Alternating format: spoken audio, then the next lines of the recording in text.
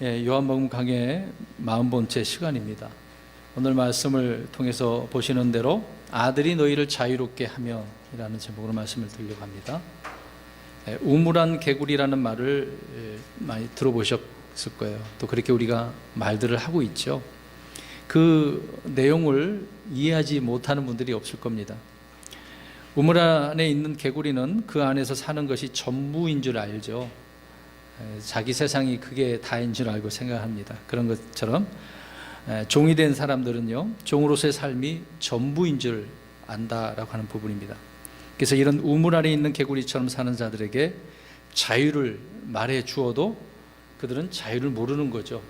이런 게 진정한 자유야 라고 생각하기도 어려운 그런 부분입니다. 유대인들이 바로 그러한 사람들이었다라는 것을 압니다. 그들 나름대로의 규범을 세우고 그것이 진리인 것처럼 그들은 주장하지 않습니까? 그런데 하나님이신 우리 예수님께서 이 땅에 와서 보니 정말 형편없는 그런 모습들이었던 거죠. 그들이 그렇게 우물 안의 개구리처럼 자기들이 자유인인 것처럼 생각했습니다마는 하나님께서 보실 때는 그들이야말로 죄의 종으로 살아가고 있다는 것을 말씀을 해주고 있는 겁니다. 사람들은 저마다 자유를 갈구하고 있습니다마는 참된 자유를 얻지 못한 채 이렇게 살아가고 있습니다. 여기 계신 분들은 우리 주님을 통해서 진정한 자유를 얻으셨기 때문에 날마다 누리고 감사하고 찬양하며 살아가는 거죠. 그러나 아직도 구원받지 못한 분들은 늘 여기에 걸려 넘어집니다. 교회에 오신 분들 가운데 종교 생활을 하는 분들은 바로 여기에 속한 거죠. 그 자유를 누리지 못하고 늘 끌려다니고 막 괴롭고 고통 중에 있고 교회 다녀도 마음의 한쪽으로는 뭔가 풀리지 않는 그런 부분이 있는 것입니다. 이런 부분을 오늘 이제 36절까지 한 절씩 몇 구절 안 되지만 살펴보려고 합니다. 33절을 보십시오. 그들이 검게 응답하되 우리는 아브라함의 씨로서 결코 누구에게도 속박된 적이 없거늘 어찌 내가 이르기를 너희가 자유롭게 되리라 하느냐, 이렇게 그들이 말하고 있습니다. 그들은 주님이 어떻게 자유를 얻게 하는가, 이것에 대해서 말해 주어도 알지 못하고 있는 거죠. 야, 자유는 나를 통해서 얻을 수 있어, 그렇게 이제 이야기를 하고 있는데 무슨 소리야? 사람이 뭐 하나님이라고? 자꾸 이해하지 못한 발언을 이제 그들 스스로가 해주고 있는 거죠. 그러니까 말해 주어도 모르고 있는 것입니다. 그들은 스스로 자신들이 종이 되어 있고 속박의 노예가 되어 있음을 알지 못했고 인정하지도 않았다는 거죠. 지금 아브라함의 씨라고 이야기를 하고 있고 속박된 적이 있다고 그래요, 없다고 그래요? 없다고 이야기하고 있습니다. 속박된 적도 없는데 너가 우리에게 자유를 줘? 그런데 이 말이 맞을까요, 틀릴까요? 이들은 결코 속박된 적이 없나요? 이집트에서 속박됐지 않습니까? 그게 계속해서 가나안 땅에 들어가서 죄를 지으니 주변 나라들에게 속박당한 적이 있어요, 없어요? 있잖아요. 이제 서쪽, 동쪽, 오른쪽 위에 한시 방향이라고 되겠죠? 요단강 한시 방향 쪽에 아시리아, 시리아에서 얼마나 고통당했습니까? 그래서 북쪽은 그렇게 아시리아에게 망했고 남쪽은 어디에 망했습니까? 한참 동쪽에 있는 바벨론에 망했지 않습니까? 그들에게 속박당했었잖아요. 또 그리고 이집트에 또 돌아가려고 했고 거기서도 속박당한 적이 한두 번이 아니었던 거죠. 이들은 지금 거짓말하고 있는 내용을 우리가 볼 수 있습니다. 사람은 자신이 어떤 상태에 있는지를 알지 못하기 때문에 어떤 이제 우리에게 구원의 기회가 와도요, 구원을 받지 않고 거부를 합니다. 여러분, 병자는 자신이 병자라는 사실을 내가 병에 걸렸구나 라고 할 때 어떻게 합니까? 어디를 가죠? 그걸 인식하지 않으면 병원에 가요, 안 가요? 안 가잖아요. 암이 걸렸다는 것을 병원에 가서야 아는 그런 정도? 좀 아프면 괜찮아, 내일 괜찮아지면 거봐 괜찮아지네, 이런 식으로 생각한단 말이죠. 병자는 사실 인식하는 그때서부터 치료를 받게 되어지는 거 아니겠습니까? 그러니까 구원이 필요하다고 느껴지는 사람은, 그런 마음이 드는 사람은 구원을 찾겠어요, 안 찾겠어요? 찾으러 다니는 거죠. 그러다가 헤매다가 이제 예수님을 만나게 되어지는 부분 많지 않습니까? 유대인들은 자신들이 율법의 멍에 아래 있음을 알지는 못했습니다. 자, 율법 아래 있다는 말이 뭡니까? 죄를 지으면 어떻게 되는 거예요? 죽는다라고 하는 거. 그것도 지금 매여져 있는 상태잖아요. 속박되어져 있지 않습니까? 그런 율법에서 내가 자유해 준다니까 예수님께서 말씀하셨지 않습니까? 그런데 그들은 그게 무슨 자유입니까? 이런 식으로 나오죠. 종은 항상 막 위에서 다부치고 뭐 해야 된다라고 할 때, 그렇게 할 때 그들이 자유를 얻는 거죠. 이런 부분을 그들은 그렇게 이해를 하고 있는 겁니다. 또한 그들은 자신들이 주의 종이라는 사실을 전혀 인식하지 못하고 있다라고 하는 부분입니다. 율법은 그래서 죄를 알려주는 역할을 하잖아요. 죄를 지으면 죽는 거다, 벌 받는다라고 알려주는 거지 않습니까? 그래서 율법은 우리 인간의 그 연약함, 무능함을 알게 해주니까, 율법, 우리가 구약 성경을 읽을 때 그렇구나, 내가 이런 죄인이었구나, 이스라엘이 그런 모습을 보면서 나는 이런 존재라고 깨달아야 되는데, 강건도 불구경 우리가 하듯이 뭐 이런 놈들이 다 있어, 이런 식으로만 생각하면 안 되죠. 나를 봐야 되는 부분이 아니겠습니까? 그렇게 해서 이렇게 연약함과 무능함을 율법이 알려주고 있는데요. 그런데 자신들이 죄를 깨닫지 못하고 죄의 종이라는 사실을 모른다는 이런 것은 율법에 대해서도 그들이 지금 무지한 거잖아요. 스스로가 지금 속박됐다고 해요? 안 돼 있다고 그래요? 안 돼 있다고. 그런 적이 없다. 스스로가 무지한 상태를 입증하고 있는 거죠. 여러분, 율법을 알면 알수록 더욱 자신의 죄인이라는 사실이 드러나지 않습니까? 좀 전에 말씀드린 것처럼 나 죄인이구나, 그렇게 돼야 정상 아닙니까? 로마서 3장 20절에 보니까 그러므로 율법의 행위로는 어떤 육체도 그분의 눈앞에서 의롭게 될 수 없나니 율법으로는 죄를 알게 되느니라. 자, 율법을 통해서 무엇을 알게 돼요? 죄를 알게 되느니라. 여러분, 구약 읽을 때 그렇게 경험하신 분이 있나요? 살인하지 말라 그랬더니 내가 어떤 사람이었습니까? 대답 안 하는, 나 사람 죽인 적 없으니까 지금 나 살인자 아니라고 나 그럴 거 아니에요. 근데 미워한 적 있어요, 없어요? 근데 그런 사람은 미움은 뭐라 그래요? 살인하는 걸 그러잖아요. 그거 하나만 생각하니까 아니라고 생각하지만, 율법에 우리가 걸려 넘어질 것들이 사실상 너무도 많습니다. 율법을 알게 되면 그 멍의 무거움도 알겠죠. 율법이 얼마나 무거운지. 그러니까 우리는 그거 안 된다니까, 율법으로는 안 돼. 그러니까 그 율법에서 자유케 해주시려고 누가 오셨어요? 하나님이신 예수님이, 그리스도께서 이 땅에 오시잖아요. 그래서 그분을 주 예수 그리스도라고 하는 거죠. 주는 하나님이고 예수님은 그 아들 되시는 걸 이야기하는 거, 그리스도는 성령님에 대해서 이야기하는 거잖아요. 기름 부음 받은 자. 주 예수 그리스도를 그렇게 표현하고 있는 겁니다. 아무튼 이런 부분 속에서 그 무거움을 사실상 알 수 있는 부분인데요. 그래서 바울 사도가 자신이 율법을 통해서 죄를 알게 됐고 깨달았다고 이야기하고 있습니다. 그 구절이 로마서 7장 7절인데요. 제가 읽겠습니다. 그러면 우리가 무슨 말을 하리요? 율법이 죄냐? 결코 그럴 수 없느니라. 아니라 오히려 율법을 통하지 않고서는 내가 죄를 알지 못하였으리니 율법이 너는 탐내지 말라 하지 아니하더라면 내가 탐욕을 알지 못하였으리라. 그러니까 율법에서 탐심에 대한 이야기가 있었기 때문에 내가 그것에 대해서 알아요, 몰라요? 알게 됐다, 그 얘기를 하고 있는 겁니다. 그러니까 율법이 없으면 우리는 잘 모른단 말이에요. 그냥 예수님? 아무 생각이 없는 거예요. 율법이 있었기 때문에 더 밝히 예수님에 대해서 우리가 알 수 있는 바죠. 근데 유대인들은 그러니까 율법에서도 무지하니까 예수님을 밝히 압니까? 모르는 거죠. 율법에 무지하니까. 율법을 알았다라면 누구를 알았어야 돼요? 예수님을 알았어야 돼요. 그 공식이 그들은 안 됐다는 것이죠. 그런데 유대인들이 자신들이 그 죄의 종이라는 사실을 알지 못했다라고 하는 것은 그만큼 율법에 대해서 충실하지 못했다라고 하는 부분이 될 것입니다. 그래서 하나님의 말씀을 무효화시키고 장로들의 전통과 구전, 사람들의 계명으로 하나님의 말씀들을 이제 대체해 버리잖아요. 자기들의 것으로. 오늘날도 그러지 않습니까? 하나님의 말씀에 그 성경 위에다가 헌법을 놓고 교회 헌법 두고 어떤 법전 두고 그러면 안 되잖아요.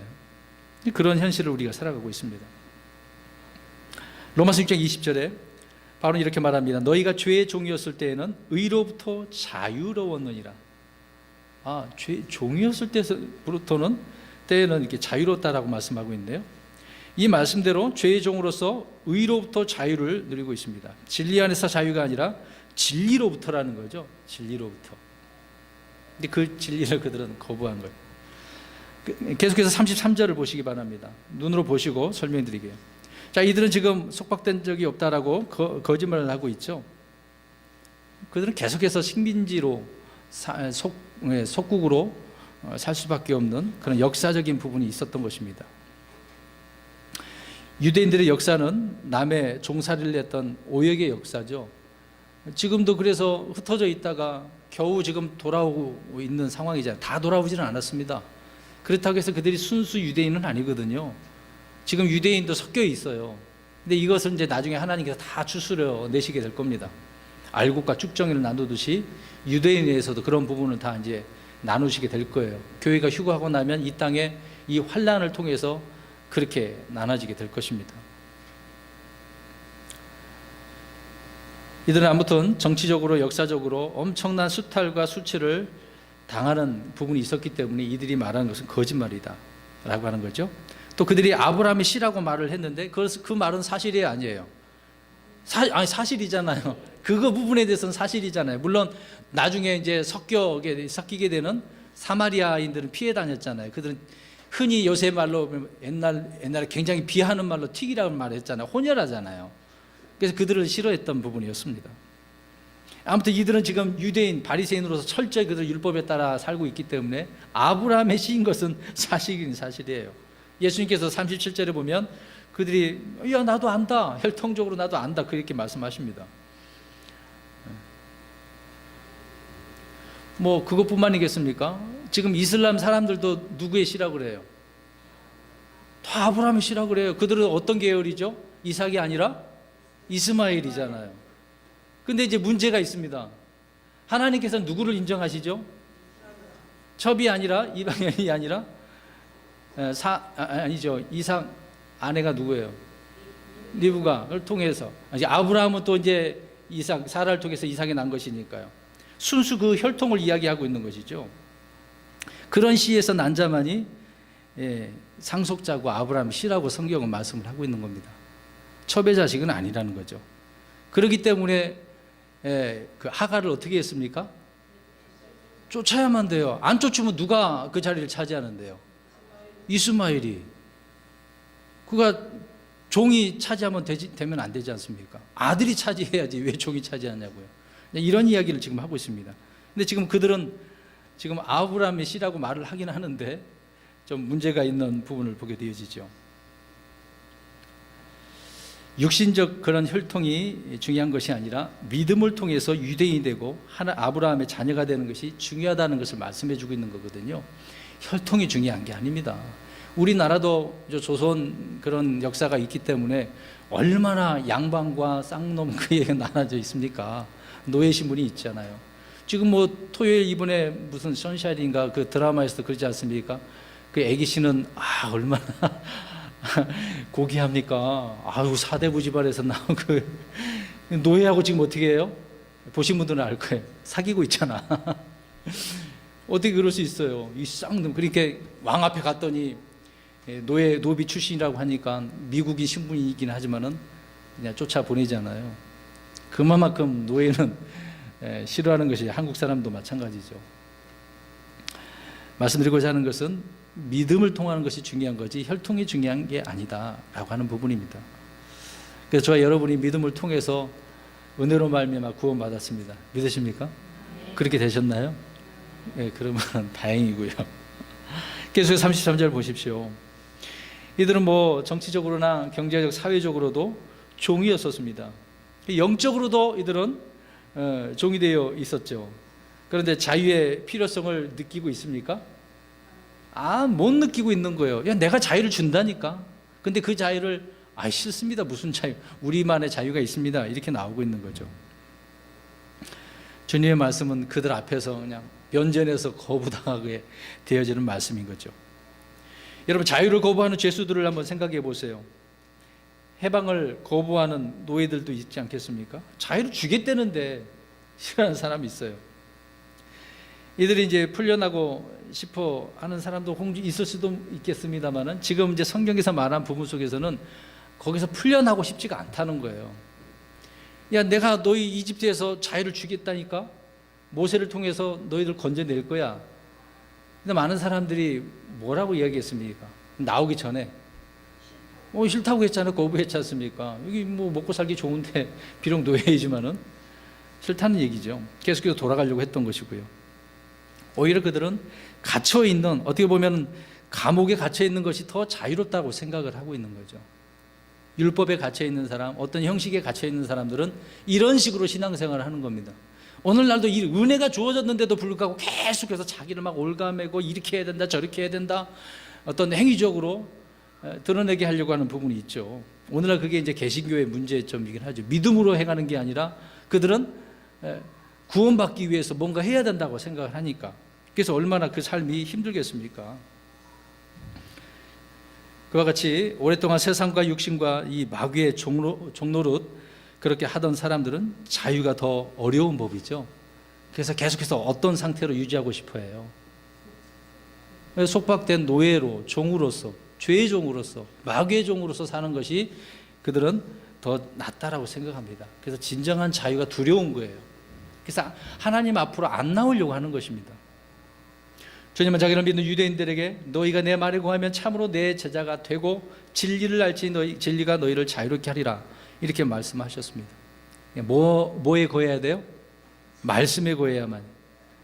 그런데 말씀에 거하지 않으면 누구나 포로가 되고 종이 될 수밖에 없는 것을 말씀하고 있습니다. 이사야 5장 13절에도 그러면 내 백성 지식이 없으므로 포로로 잡혀갔으며, 어떤 지식이 없어요? 하나님을 아는 지식이 없어요. 말씀에 대한 지식이 없죠. 시간이 가면 갈수록 당대의 아버지는 잘 섬겼는데 그 다음 자식, 그 다음에 시간이 가면 갈수록 잊혀지는 거예요. 하나님은 몰라. 그래서 죄의 종으로 살게 되고 부패가 되어지는 거죠. 그래서 베드로후서 2장 19절에서 부패의 종에 대해서 이야기를 하고 있는 겁니다. 그게 이제 33절의 내용의 말씀이고요. 34절을 보십시오. 오늘 본문에 요한복음 8장 34절. 예수께서 그들에게 대답하실 때 진실로 진실로 내가 너희에게 이르노니 누구든지 죄를 짓는 자는 어떤 사람이에요? 죄의 종이니라. 자, 죄를 지으면 이제 죄의 종이네요. 그럼 이상합니다. 지금 말씀 들어갈 때 또 설명을 해야죠. 우리 성도님들은 지금 죄의 종이 아니에요. 누구의 종이에요? 하나님의, 그리스도의 종, 의의 종이에요. 그렇죠? 근데 죄를 지어야 안 져요. 그럼 죄의 종이네? 근데 아니라고 주님 말씀하고 있는 거죠. 이런 육신은 아직 우리가 구속받지 못했겠지만 죄를 짓는다 할지라도 죄의 종은 아니죠. 그런데 육신이 이 죄의 종처럼 살게 되는 것을 지금 말씀을 하고 있는 겁니다. 자, 아무튼 주님은 결코 누구에게도 속박된 적이 없다라고 하는 그들에게 누구든지 죄를 짓는 자는 죄의 종이라고 말씀하셨습니다. 그러니까 이렇게 말씀하면 생각하면 좋을 것 같아요. 한 번도 죄를 짓지 않는다라는 말이냐? 그 얘기죠. 너 한 번도 죄 적 없어? 이렇게 질문하는 거라고 생각할 수도 있겠죠. 여러분, 죄는 무엇입니까? 죄는 뭐예요? 살인죄 져서? 거짓말해서? 로마서 14장 23절 가서 보면 하나님 믿지 않은 것도 물론 죄죠.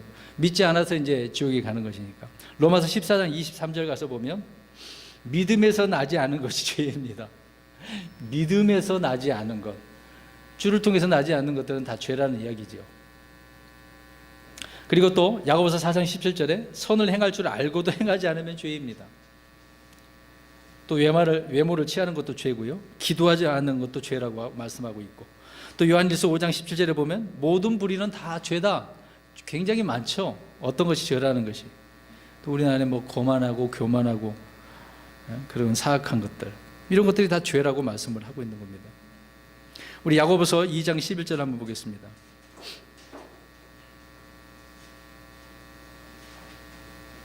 그리고 다른 분은 요한일서 3장 4절 찾으셨으면 좋을 것 같고요. 야고보서 2장 11절 읽습니다. 시작. 가늠하지 말라 하신 분께서 또한 살인하지 말라 하셨은즉 이제 내가 비록 가늠하지 아니하여도 살인하면 율법은 범한 자. 그러니까 10가지 계명 중에 9가지는 잘 지켰는데 한 가지는 못 지켰어. 그러면 율법을 어떻게 해요? 어긴 거예요. 하나라도 어기면 죄. 여러분, 이게 우리가 알다시피 율법이 총 몇 가지라고 들으셨어요? 613가지. 저는 확인은 안 해봤습니다만 정말 많은 것 같아요. 한 몇백 개 이게 세다가 안 세봤는데, 누군가는 세봤으니까 613가지라고 했겠죠. 근데 그 중에 한 가지만라도 어기면 어떻게 돼요? 죄를 짓는 거예요. 죄의 종이 되는 거죠. 그럼 이스라엘은 안 걸리겠습니까? 요한일서 3장 4절 읽겠습니다. 시작. 누구든지 죄를 범하는 자는 율법도 범하나니 죄는 율법을 범하는 것이나. 죄를 지으면 율법을 범하는 거네요. 그럼 율법은 죄를 졌으면 어떻게 한다고 그래요? 죽어야 돼요. 죽어야 돼요. 이런 성경적인 죄의 정의를 바리새인들은 너무나 잘 알고 있어요. 그러니까 겉으로 뭔가 자꾸 해보려고 했던 거죠. 그런 그들에게 주님은 누구든 죄를 짓는다는 죄의 종이다 말했습니다. 그러니까 너희들은 어떤 사람들이라는 얘기예요. 너희들은 죄인이야. 죄의 종이야. 주님은 다 알고 계시니까요. 근데 그들은 지금 아니라고 그러잖아요. 무슨 소리야, 우리 죄의 종은 종이 된 적이 없는데 무슨 그렇게 얘기하죠. 그래서 우리는 이 말씀을 통해서 죄의 개념을 분명히 잘 알고 있어야 됩니다. 그런데 우리는 너무 쉽게 죄를 짓죠. 자주 죄를 짓습니다. 누구를 무시하고 멸시하는 것도 역시 죄를 짓는 거죠. 또 차별하는 것도 마찬가지죠. 요새 차별법 많이 나오는데요. 우리는 그 사람으로서 인정을 하는 것이지 그들이 잘못된 것은 잘못된 거잖아요. 동성애 그건 잘못된 거죠. 더러운 것이죠. 근데 그들을 차별한 건 아니잖아요. 우리는 차별을 해서는 안 됩니다. 구별하는데도. 여러분 잠언 19장 2절에 보면 또한 혼에게 지식이 없으면 그것은 선하지 아니하며 발이 급한 사람은 죄를 짓느니라 라고 말씀합니다. 여기서 발이 급한 사람은 뭘까요? 막 여기저기 다니면서 소문을 어떻게 해요? 퍼뜨리는 사람, 그 얘기를 하고 있는 겁니다. 이게 소문을 옮기고 유언비어를 막 이게 퍼뜨리는 그런 사람 있잖아요. 그래서 집으로 이게 돌아다니면서 잡담하고 다 이렇게 죄를 짓는다. 그런 사람은 죄의 종이다라고 지금 이야기를 하고 있는 겁니다. 그러니까 모여서 하는 일이 뭐예요? 죄 짓는 거예요. 우리는 믿음의 교제를 나누고 서로를 세워주고 밀어주고 같이 기도해주고 하는 거잖아요. 교제 차원이 그래야 되는데 지금 여기서 말하는 자들은 어떻다고요? 죄를 짓기 위해서 모인 거란 말이에요. 그래서 뒤에 자꾸 누구를 헌담하는 거죠. 비판하고. 권위와 권세에 복종하지 않아도 죄를 짓는 것이다라고 말씀을 하고 있는 겁니다. 오늘날 성도들에게 아주 치명적일 수도 있겠죠. 요새는 음행이 많이 드러나니까. 이 세대는 악하고 음란한 세대라고 분명히 말씀을 하고 있는 겁니다. 그래서 고린도전서 6장 18절에 음행을 피하라. 사람이 행하는 모든 죄는 몸 밖에 있거니와 음행하는 자는 자기 몸에 죄를 짓느니라. 피해야 되겠죠. 전혀 바리새인들에게 이래도 너희가 죄의 종이냐? 종이 아니냐? 이런 식으로 지금 답변을 해주고 있는 내용이 되겠죠. 또 하나 교회에 이제 문제가 있습니다. 오늘 고린도 교회도 문제가 있었던 거죠. 교회 이제 주의 만찬을 하는 부분에 있어서 그들이 죄를 짓는다고 말씀하고 있습니다. 주의 만찬 할 때 어떻게 합니까? 지금은 우리가 조금만 제가 빵을 다 잘라가지고 떼서 나오셔서 이제 집어서 드시기만 하는 부분인데요. 그리고 또 포도즙도 마시지 않습니까? 근데 이 빵을 먹고 잔을 마시는 이런 부분 속에서도 죄를 짓습니다. 그래서 제가 이런 이제 주의 만찬을 할 때 한 주 전에 광고를 하잖아요. 참여하기 전에 자기 마음가짐을 자기 자신을 돌아봐야 된다고. 돌아보지도 않고 아무 생각 없이 살다가 와가지고 그거 먹고 마시고 주님 감사합니다. 그러시 마시라는 얘기예요. 그런 형식적인 주의 만찬을 해서는 안 됩니다. 이런 만찬이 우리가 우습게 생각하면 안 되죠. 그래서 고린도 교회 그런 문제로 인해서 어떻게 됐습니까? 주의 만찬을 우습게 여기다가 죽었다고요. 실제 그랬습니다. 근데 지금 그런 일이 벌어지지 않는지 저는 모릅니다. 하나님 어떻게 하실지는 모르지만 성경에 얘가 분명히 있기 때문에 그만큼 주의 만찬도 우리는 죄를 짓지 않도록 조심해야 되겠죠. 그런 경고도 바울이 왜 얘기해 줬겠습니까? 고린도 교회 성도들이 그렇게 안 했기 때문에. 다음에 이제 주의 만찬 할 때 잘 살피고 하셔야 됩니다. 못 살피셨으면 거기 참여하면 안 되죠. 사실상은 자기에게 죄가 되기 때문에 조심해야 되는 부분입니다. 그래서 성경은 엄히 경고하고 있는 내용을 말씀해주고 있는 거죠. 자, 이런 부분에 있어서 죄의 종이 누구인지를 말씀해주고 있습니다. 그리고 죄를 범하는 자는 죄의 종일 뿐만 아니라 마귀에게 속한다고 이야기하고 있어요. 근데 이상하잖아요. 저와 여러분은 누구에게 속해 있습니까? 하나님께 예수님께 속해져 있는데 우리가 어떻게 마귀에 속할 수 있습니까? 그럴 수도 있을 거예요. 그래서 죄를 지으면 안 되는 거겠죠. 우리는 로마서 6장 16절에 보면은 그 부분만 보시면요. 순종의 종으로 의에 이르느니라. 어떤 종이 돼야 돼요? 순종의 종. 우리는 아까 얘기했잖아요. 우리 죄의 종이 아니지만 그리스도의 종이잖아요. 하나님의 종들로서 있습니다. 그러면 그 주님의 말씀을 순종을 잘 해야 되겠죠. 자, 이런 부분 속에서 우리 그리스도인들은 어떻게 해야 될까? 그러면 죄의 종이 되지 않기 위해서 우리 앞에서 요한복음 쭉 그런 부분을 설명했던 부분이긴 하지만 간단하게 한번 살펴보도록 하겠습니다. 잠언서 16장 6절을 한번 보십시오. 몇 구절 간단하게만 보겠습니다. 우리는 죄의 종이 되지 않기 위해서 꾸준히 말씀 안에 거함으로 세워져 있어야 됩니다. 그래서 진리를 알고 진리를 통해 자유를 얻어야 되겠죠. 그러니까 진리에 꾸준히 거하기만 해도 우리는 자유를 얻게 되어진다는 겁니다. 그러니까 진리와 죄는 서로 상극이에요. 그렇기 때문에 우리는 진리가 오면은 불법은 사라지게 되어지게 되겠죠. 자, 잠언 16장 6절 시작. 불법이 정결하게 되며 주를 두려워함으로 말미암아 사람들이 악을 떠나느니라. 주를 두려워했어요. 말씀이 두려워요. 그러면 어디에서 떠나는 거예요? 악에서 떠나는 거죠. 그러면 우리는 죄의 종으로 살지 않게 되어지는 거죠. 그 다음에 요한복음 4장 24절입니다. 진리로 불법이 정결케 되고 또 자유를 얻고 진리로 주님을 경배하게 되어지는 거죠. 아니 그건 찾지 마시고 요한복음 17장 17절에 보면 진리로 우리를 또 구별하신다고 말씀하고 있습니다. 근데 이 구절은 찾아봤으면 좋겠어요. 에베소서 6장 14절. 그러니까 무엇으로 허리를 동여 매야 될까요?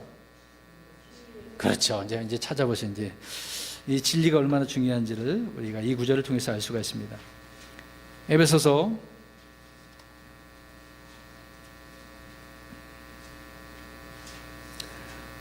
6장 14절이 되나요? 6장 14절 시작. 허리를 동여 매고 의의 흉갑을 입으며 서서 진리로 허리를 동여 매라고. 우리 혁대로 동여 매라고 하지 않았어요? 저와 여러분은 진리로 이렇게 팍 동여 매가지고 진리 안에 서 있어야 된다. 진리가 지금 서 있는 거잖아요. 서서 그렇게 매라고 했으니까 그렇게 서 있어야 함을 말씀을 해주고 있는 겁니다. 그러니까 진리는 성도들의 몸에 있는 허리띠라고 생각하시면 되겠죠. 근데 성경에는 세 가지 허리띠가 있어요. 띠. 화평에 매는 띠가 있죠. 또 사랑의 띠라고 하죠. 그 다음에 금방 우리가 읽은 거 뭐죠? 진리의 허리띠. 세 가지 중에 지금 진리죠. 그래서 사랑은 완전하게 하는 것이니까. 사랑은 완전하게 매는 그런 띠로서 또 진리의 띠가 되겠죠. 반면 진리는 하나님의 전신갑주 바로 이런 허리띠. 그렇죠? 근데 보세요. 그러면 허리에다가 군사들이 뭘 찹니까? 지금 군사들 말고 과거에 칼을 차죠. 그 칼은 지금 에베소 6장에 뭐라고 말씀하고 있습니까? 성령의 검이잖아요. 검. 또 한 손으로는 뭘 딱 막아야 되겠죠? 불화살을 끄는 것이 방패잖아요. 머리부터 발끝까지 딱 이해를 하셔야 돼요. 머리는 구원의 투구고 가슴은 의의 흉배고 하나는 성령의 검이고 또 하나는 이렇게 차야 되지만 하나는 방패를 들어야 되는데 믿음의 방패잖아요. 그 여기 허리띠는 진리의 허리띠고 신발은 무슨 신발이에요? 복음. 복음의 신발 신고 나가서 복음 전해야 되겠죠. 근데 뒤에는 막혀져 있어요? 어떻게 돼 있어요? 뒤에. 앞에는 지금 다 무장했는데 뒤에는 어때요? 없어요. 그런 얘기는 안 나오지만 당시 로마 군사를 생각하면 돼요. 앞에를 가르지 뒤를 안 가려요. 뒤를 그러면 이렇게 무서워서 도망갔으면 어떻게 되는 거예요? 그렇죠. 뒤에는 가리지 않았기 때문에. 그러니까 성도들이 뒤로 돌아서면 돼야 안 돼요. 마귀를 대적하라 그랬잖아요. 물론 우리가 더러운 것은 피해야 되겠습니다만은요. 마귀는 대적해야 돼요. 도망가면 안 돼요. 마귀를 도망가게 해야 되는 거예요. 누가 도망가게 해야 돼요? 여러분들이 마귀를 도망가게 하셔야 되는 거죠. 그러니까 이런 무장을 하지 않으면 마귀는 도망가지 않고 우리를 괴롭히겠죠. 그 다음에 우리는 또 어떻게 해야 되냐면 말씀에 계속해서 거해야 되는데요. 진리의 영의 인도를 받으셔야 돼요. 우리 다니엘서 10장 21절 한번 보시기 바랍니다.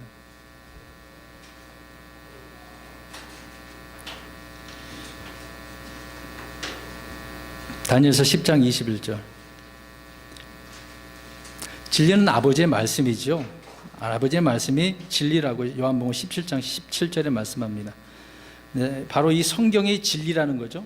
다니엘 10장 21절 앞에 부분만 시작. 그러나 내가 진리의 성경 기록에 적힌 것을 내게 보여주리니. 지금 잠깐만, 가브리엘이 지금 다니엘에게 이야기해주고 있잖아요.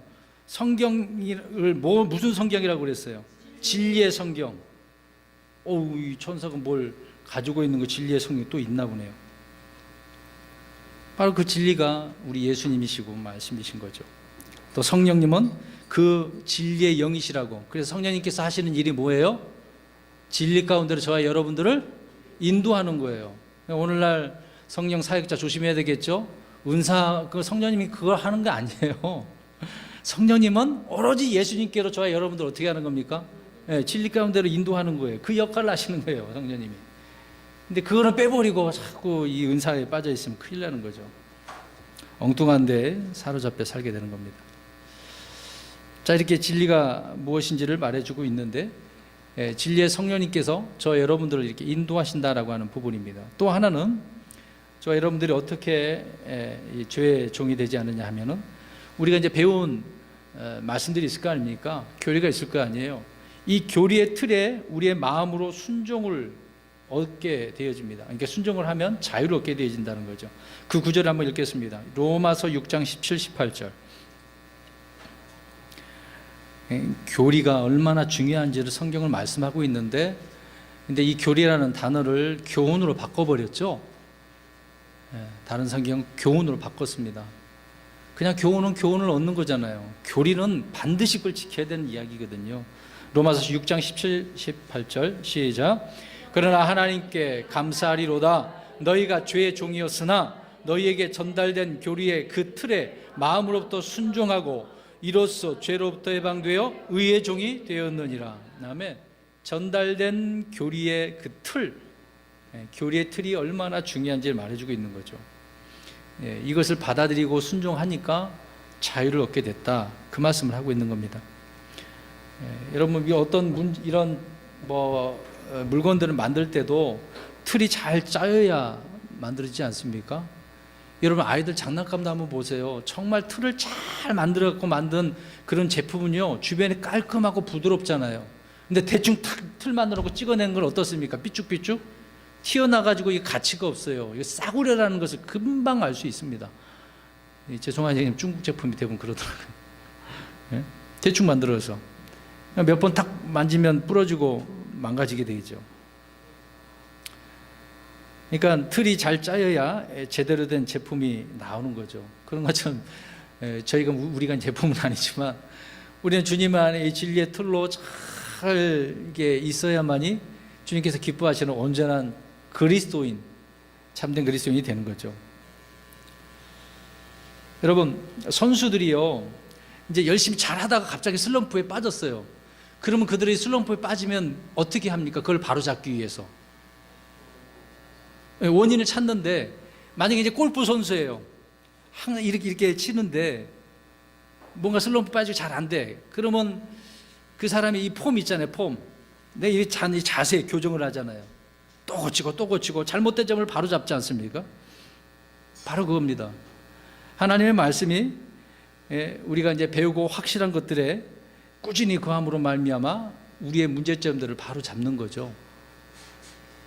이 건전한 교리의 틀을 우리가 깨거나 벗어나게 되어지면 죄의 종이 되는 것입니다. 이게 잘 지켜 나가야 되는 부분이죠. 폼이 몸에 잘 익혀지면 자세가 얼마나 편하겠어요. 틀린 자세는 불편하지 않습니까? 그러니까 프로들 한번 보세요. 항상 그 자세로 하려고 합니다. 조금이라도 어떤 징크스가 있으면 안 되기 때문에 그들은 예민하거든요. 우리 성도 여러분들 정말 예민하십니까? 내가 이거 하나 때문에 주님 앞에 책망받으면 안 돼. 이거 하나 때문에 내가 보상을 못 받으면 안 돼. 이런 마음을 가지고 조심하고 또 조심해야 되겠죠. 우리는 스스로 삐뚤어진 그런 틀을 잡아서는 안 되겠습니다. 욥기서 3장 27절 28절을 보십시오. 욥이 말한 부분을, 욥기서 말한 부분을 우리가 살펴보겠습니다. 욥기서 33장 27절 28절 읽겠습니다. 시작. 그분께서 사람들을 살피시거늘 못 찾으셨어요? 33장 27절 28절. 제가 잘못 말했나요? 네, 죄송합니다. 33장 27, 28절. 이제 눈으로 보면서도 딴 말했네. 33장 27절 시작. 그분께서 사람들을 살피시거늘 만일 누가 이르되 내가 죄를 짓고 옳은 것을 굳게 하였는데 그것이 내게 유익하지 아니하였나 하면 그분께서 그의 혼을 건져내서 구덩이로 내려가지 않게 하시리니 그의 생명의 빛을 보리라. 아멘. 그분께서 사람들을 살피시네요. 근데 누가 말을 합니다. 내가 죄를 짓고 옳은 것을 굳게 하였는데 내게 유익하지 아니하였다. 그렇게 이제 자백을 한 거예요. 돌이킨 거란 말입니다. 그럼 그런 사람들을 주님께서 어떻게 하셔요? 건져내신대잖아요. 죄를 범한 것이 자신에게 유익하지 못한 것을 알고 주님 앞에 고백을 할 때 주님은 그렇게 건져 주신다는 거죠. 근데 오늘 본문에 나온 이 유대인들은 지금 주님께서 지적하시고 야 바로 내가 세워줄게 그랬는데도 불구하고 거부를 하고 있는 장면인 것입니다. 안타깝죠. 그 다음 오늘 본문의 35절입니다. 그래서 주님 말씀합니다. 종은 영원히 집에 거하지 못하되 아들은 항상 거하나니. 여기 보세요. 저와 여러분들이 만약에 노예를 가지고 있다고 생각해 보세요. 그들은 어디에서 먹고 잠자게 합니까? 뭐 허름한 집을 따로 하지 그 주인의 집에 그 안에 거하지는 않잖아요. 조선시대 양반들은 하인들은 저 멀리 떨어진 데 살게 하지 않습니까? 그 안에 거하지 못한다는 거죠. 종은 집안의 식구가 아니기 때문에 식구 가족입니까? 아니죠. 그래서 집에 영원히 거할 수 없습니다. 시키는 대로 일을 하다가 쫓겨나기도 하고 팔려가기도 하고 죽기도 합니다. 이것이 종의 신세죠. 이스라엘 백성들이 이집트에서 그런 시세였던 거잖아요. 그러나 아들은 집에 거하는 것입니다. 당시 사회, 로마 사회 제도가 그런 부분이었기 때문에 그런 예를 가지고 잘 성경은 기록을 해주고 있는 것입니다. 근데 문제는 종이 자기가 종인 줄 모르고 주인 행세를 한다고 생각해 보십시오. 어떻게 되겠습니까? 이런 일이 있으면 어떠냐고요? 올바른 세상입니까? 우리 잠언서 한번 보겠습니다. 30장 21절 23절까지. 자, 그런 세상이 있대요. 과거에도 그랬었나 봐요. 나는 종입니다 그래야 되는데 내가 주인이다 그렇게 하는 사람이 있어요. 자, 그래서 무슨 얘기냐면 지금 예수님께서 그들에게 야 너희가 종이 이게 죄의 종이다 그러는데 무슨 소리입니까? 우리는 내가 주인입니다 자유인입니다 그렇게 얘기한다는 얘기죠. 자, 읽어봅니다. 잠언 30장 21절부터 23절 시작. 세 가지로 인해 땅이 평안을 잃고 네 가지로 인해 땅이 견딜 수 없나니 곧 종이 통치하는 것과 어리석은 자가 음식으로 배부른 것과 미운 자가 시집간 것과 여종이 자기 주인의 상속자가 된 것이니라. 아멘. 이런 것을 보고 견딜 수가 없대잖아요. 이건 잘못된 것이니까 어떻게 종이 그럴 수 있느냐 지금 그 얘기를 해주고 있는 거잖아요, 솔로몬이. 근데 종이 통치하는 것, 여러분 종이 노예가 갑자기 왕이 됐다고 생각해봐요. 여러분 인정하시겠습니까? 갑자기 듣도 보도 못했던 사람이 그렇게 해버린다고 한다면 누가 인정하겠어요? 이런 내용들이 다 그렇습니다. 있을 수 없는 거죠. 유대인들은 자신들이 아브라함과 이삭과 야곱의 자손들이기 때문에 자연스럽게 그들에게 이렇게 주시기로 한 하나님께서 약속하신 땅이 있잖아요. 그걸 받게 될 것이라고 생각을 했긴 했지만 종이 상속받는 일은 없죠. 아들이니까 받는 거죠. 종이 왕처럼 통치하는 일은 어울리지 않다라고 말씀을 합니다. 잠언 19장 10절에도 이런 부분을 똑같이 얘기를 하고 있어요. 전도서 10장 5절 보면은 이런 일은 땅에서 일어나는 악이라고 이야기했습니다. 악. 세상에서 일어난 그런 일들이죠. 그래서 유대인들이 그런 부분 속에서 이제 성전을 자랑하는 거예요. 지금 예수님께서 오셨을 때 성전을 짓고 있는 과정이거든요. 46년 됐다고 그랬나요? 7년 됐다고 그랬나요? 계속해서 짓는 총 합치면 70년 되거든요. 그렇게 성전을 잘 화려한 것을 자랑했어요. 솔로몬 때도 그랬지 않았습니까? 근데 다 어떻게 됐습니까? 솔로몬 성전이 있어요, 없어요? 다 무너졌잖아요. 이방 나라 바벨론에서 금 다 가져갔잖아요. 유대인들 헤롯 성전이 다 어떻게 됐습니까? 그 화려했던 것들이 로마 장군 티토스에 의해서 돌 하나 남지 못하도록 그 안에 그 사이에 다 금으로 발라놨기 때문에 역사적으로 실제가 그렇습니다. 실제로 이렇게 일어났으니까요. 참 하나님이 주신 그 땅이라고 거하고 있었던 그 땅에서 지금 몇 년 동안이나 서름을 당하고 있습니까? 2000년 넘게. 비참하지 않습니까? 그러니까 세상 사람들이 다 유대인들을 욕하고 있는 거예요. 그러니까 히틀러가 또 죽이지 않았습니까? 못됐으니까. 하는 짓이 못되니까. 하나님께서는 이스라엘 백성들을 그렇게 책망을 또 심판을 하시고 있는 거죠. 그들은 안주만 하고 살았던 자들입니다. 이런 종임에도 불구하고 아니라고 하고 있으니까요. 그래서 그들은 성전도 잃었고 땅도 잃었고, 종은 영어터로 어떻게 해요? 집에 거하지, 오늘 금방 말씀 그랬잖아요. 거하지 못한다. 너희들은 지금 종이니까 뭐가 거하지 못하는 거야. 나중에 그래서 그들이 깨닫고 주님을 영접하게 되면 진정한 이제 하나님의 아들들로 오게 된 거죠. 그래서 천년왕국 동안에 그들이 하나님 집에 거하게 되어지는 겁니다. 빨리 죄의 종에서 벗어나야 되는 부분이죠. 근데 저와 여러분은 죄의 종에서 벗어났죠. 우리는 저와 여러분은 하나님의 아들들이죠. 그렇죠? 아들들이 여러 개 있습니다. 천사들의 아들들이 있고, 아담의 하나님의 아들이고, 유대인들이 하나님의 아들들이고, 신약에서는 저와 여러분들이 하나님의 아들들이잖아요. 그 하나님의 아들들에게 하나님께서는 권능을 주신 것이죠. 다 드릴 수 있는 부분. 유대인들도 하나님의 아들들인데도 불구하고 거부하고 있었으니 이런 문제가 생겼던 겁니다. 시간 관계에서 더 넘어가기로 하고요. 아무튼 35절에 주님께서는 그런 부분을 지적을 하고 계시는 거죠. 종은 어디에 거해요? 집에 거하지 못하고 행랑채. 비참한 그런 모습을 보죠. 네, 그렇습니다.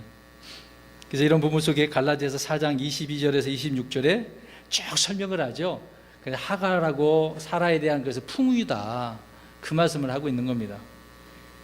그래서 예루살렘이, 진정한 하늘에 있는 예루살렘이 자유로운 그런 자고 우리 모두 어머니다. 왜 이런 표현을 할까요? 저 여러분들이 지금 어디에서 태어나셨어요? 이 땅에 비록 육신은 태어났지만 다시 태어난 것은 어디에서 태어나신 거예요? 하늘에서 성령님을 통해서 다시 태어났어요. 그래서 그 새 예루살렘이 어머니다. 그것에서 태어난 장소가 우리는 거기이기 때문에, 대한민국에서 어떻게 저 같은 경우는 전라남도 해남, 그 부분이 아니라 출생지가 어디냐 그 말이죠. 출생지가. 그러면 우리는 그렇다 치더라도 유대인들은 이 땅에 지금 태어난 거잖아요. 다시 태어나야 되는데 그 문제가 있습니다. 아무튼 중요한 것은 이삭과 같은 약속의 자녀라는 것을 성경은 강조하고 있는 거죠. 그래서 저와 여러분들은 약속의 자녀다라고 하는 것을 우리가 알 수 있습니다. 마지막 36절입니다. 그러므로 아들이 너희를 자유롭게 하면 너희가 참으로 자유롭게 되리라. 누가 자유롭게 해야 된다고 하고 있어요? 아들이신 예수 그리스도죠. 이 말씀은 앞에 이제 32절과 짝을 이루고 있는데요. 하나님의 아들이신 예수 그리스도께서 죄의 종으로 사는 사람들을 자유롭게 하면 자유롭게 하신다는 겁니다. 그러니까 주님이 아니면 안 된다는 거죠. 우리는 속박의 영, 죄의 종이 그런 자들이 아니라 양자 삼으신 영으로 아들이 되었습니다. 그래서 아버지라고 하나님을 이렇게 부르고 있는데, 아들의 영을 받았기 때문에 우리는 아들로서 이렇게 살아가게 되어지는 거죠. 그래서 더 이상 우리는 죄의 종이 아닌 것입니다. 여러분, 종은 자유가 있을까요? 없을까요? 없어요. 유대인들도 자유 없었잖아요.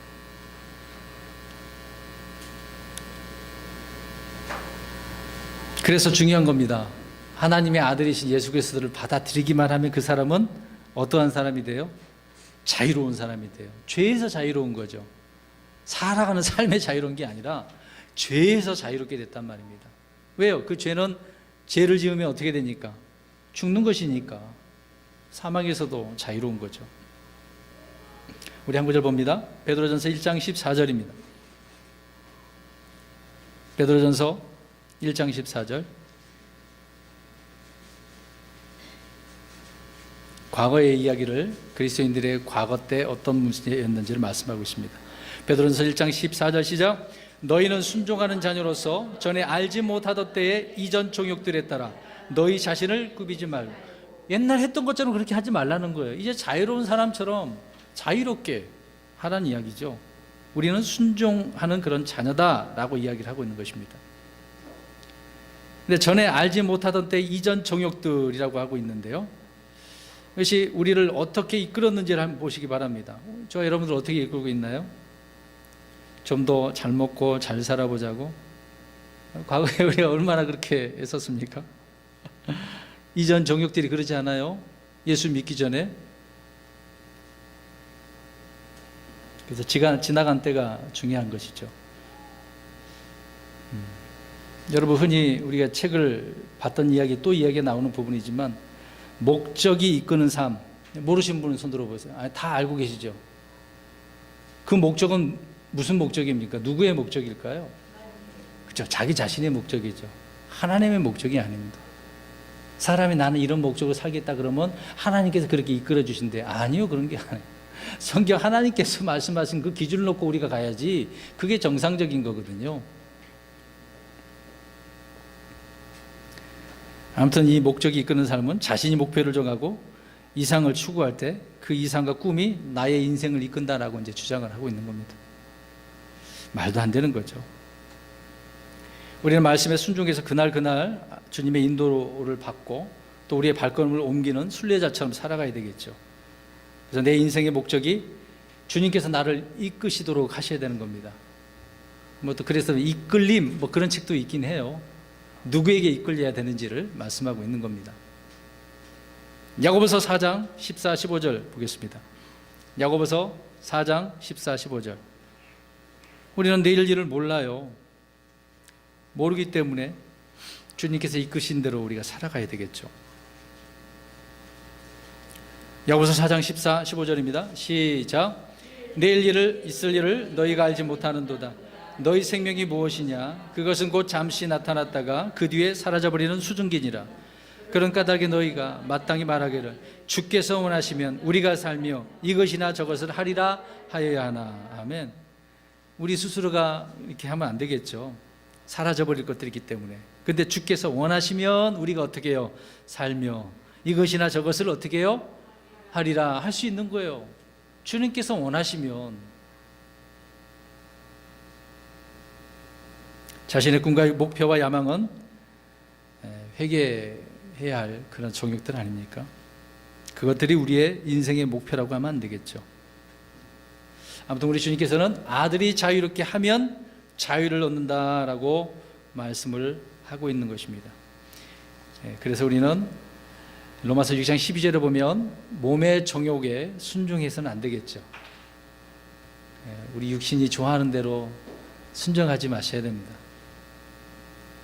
이것을 더 자세하게 말할 필요는 없을 것 같아요. 그 다음에 두 번째 로마서 13장 14절 가서 보십시오. 이것은 좀 읽으셔야 돼요. 아는 구절이라 하지만 자꾸 기회를 이렇게 주니까. 로마서 13장 14절 보시겠습니다. 너무 기회를 많이 주시는 것 같아요. 이건 좋은 기회가 아니거든요. 로마서 13장 14절 시작. 오직 너희는 주 예수 그리스도로 옷 입고 육신의 정욕을 채우기 위해 육신에게 기회를 주지 말라. 아멘. 육신에게 얼마나 많은 기회를 줍니까? 그러면 안 되죠.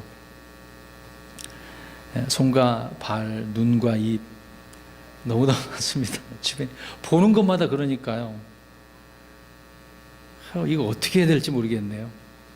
너무나 많습니다. 세 번째로 디모데후서 2장 22절에 따라 젊은 사람들, 물론 우리 연세 드신 분들도 마음이 젊으면 젊은 거겠죠.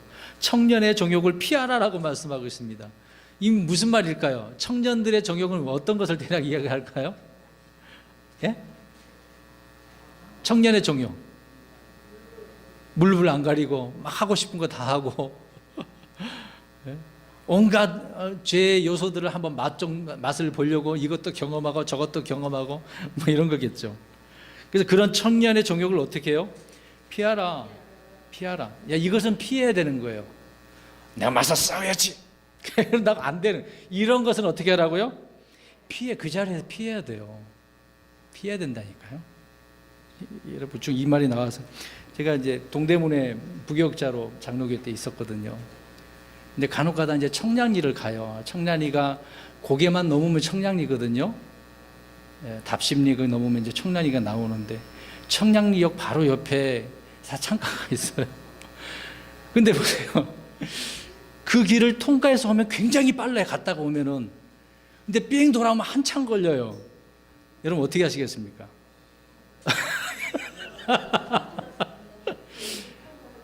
그런 건 아무 생각 없으면 그냥 통과해서 오죠.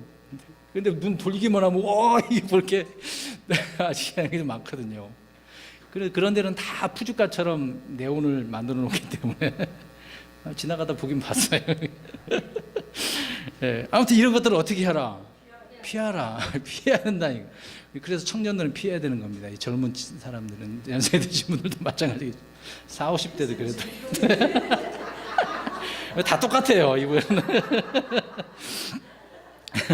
네 번째도 보겠습니다. 베드로전서 2장 11절에 보면 육체의 정욕들을 피하라고 합니다. 청년의 정욕이 있고 육체의 정욕들도 있고 너무도 많아요, 성경에 보니까.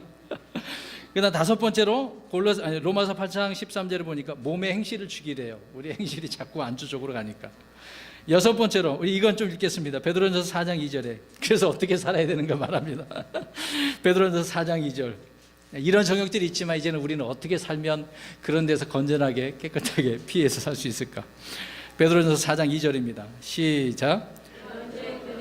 지 안에서 남은 때를 더 이상 사람들의 정욕대로 살지 않냐고 오직 하나님 따라 살아야 하리라. 어떻게 살아야 돼요? 하나님의 뜻에, 우리 육신의 뜻에 따라 살아가는 게 아닙니다. 이제 결론적인 부분인데요. 이제 앞으로 우리는 휴거하고 그 다음에 천년왕국이 오겠죠. 그 다음에 또 영원한 세계가 이제 오게 될 것입니다. 이 영원의 세계에서는 아예 이제 죄의 존재로부터 완전한 자유를 누리게 되겠죠. 그때는 이제 몸에 제약도 없고 한계도 없죠. 어디든지 갈 수 있고 주님을 영원토록 거기에 섬기니까. 저 여러분은 영생을 받았기 때문에 선악과를 안 따먹어도 됩니다. 열매는 안 먹어도 돼요. 선악과랍니다. 생명나무에 과실을 안 따먹어도 되죠. 얼마나 좋습니까? 근데 육체적으로 들어가는 사람들은 여전히 그걸 먹어야만 영생을 한다 하니까요. 로마서 8장 21절에 이는 창조물 자신도 썩음의 속박에서 해방되어 하나님의 자녀들의 영광스러운 자유에 이를 것이기 때문이라. 저와 여러분들은 이렇게 이루었고 또 이루게 될 것입니다. 우리는 이런 날이 올 때까지 주님이 우리에게 주신 이 자유를 잘 써야 되지 않습니까? 악을 위해서 이 자유를 누려서는 사용해서는 안 됩니다. 오히려 서로를 섬기고 주님의 영광을 위해서 이 자유를 누려야 되지 않겠습니까? 이제 자유 받았다고 해서 나 자유다 사람들 앞에서 죄 짓는 모습을 보여주시면 안 되고 또 순수하고 정결하고 진리의 말씀을 따르는 믿음의 성도가 되어야 될 줄로 믿습니다.